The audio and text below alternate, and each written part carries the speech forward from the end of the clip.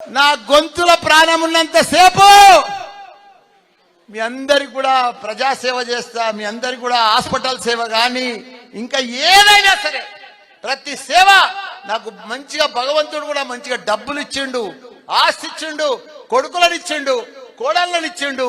ఈ తర్వాత నా కొడుకులు గాని, కోడళ్ళు గాని, అక్కలు గాని, బావలు గాని, తమ్ముళ్ళు గాని, చెల్లెళ్ళు గాని అంతా ఈ తర్వాత మీరే మీరే మీరే.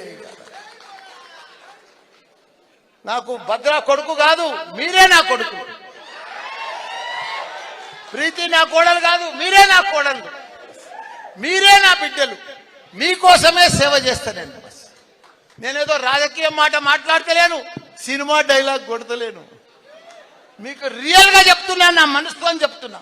ఎందుకంటే మీకు తెలుసు ఈ 4 ఏళ్లలో మీకు ఏదైనా హాస్పిటల్ బాధ వచ్చినా క్యాంపులు పెట్టి, మీ అందరికి కూడా హెల్త్ క్యాంపులు పెట్టి, మా హాస్పిటలే కాకుండా మా అల్లుని హాస్పిటల్, మా తమ్ముని హాస్పిటల్, 4 హాస్పిటల్లో అసలు ఎక్కడా లేని రూపాయి తీసుకోకుండా మా అల్లుడు కూడా సేవ చేస్తున్నాడు. ఇవన్నీ కూడా జరుగుతూ ఉన్నాయి హాస్పిటల్లో, ఇవన్నీ చేస్తా ఉన్నాం.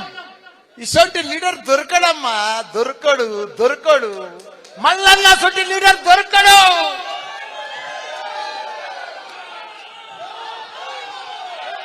నీకు ఓపెన్ గా చెప్తున్నా, గత 30 సంవత్సరాల సంది కూడా మీరు పెద్ద పెద్ద లీడర్లను చూసిండ్రు, ఎమ్మెల్యేలను చూసిండ్రు, ఎంతో మంది వచ్చిపోయారు.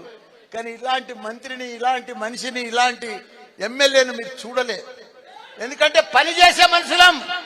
ఏదో ఆశపడి ఏదో కాంట్రాక్ట్ల కోసమో డబ్బుల కోసం ఇలా గట్టికేసారి చూస్తున్నావు.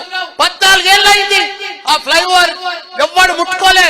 4-5 ఎమ్మెల్యేలు మారిండ్రు, కానీ అది మళ్ళీ వచ్చినాకనే మళ్ళా సురువైంది. అది కేసీఆర్ సార్కి చెప్పి ఇలా నారపల్లికి వెళ్ళి 15 కోట్లు పెట్టి ఏదిలాబాద్ దాకా గుడి దాకా రోడ్ వేయించిండు మల్లన్న.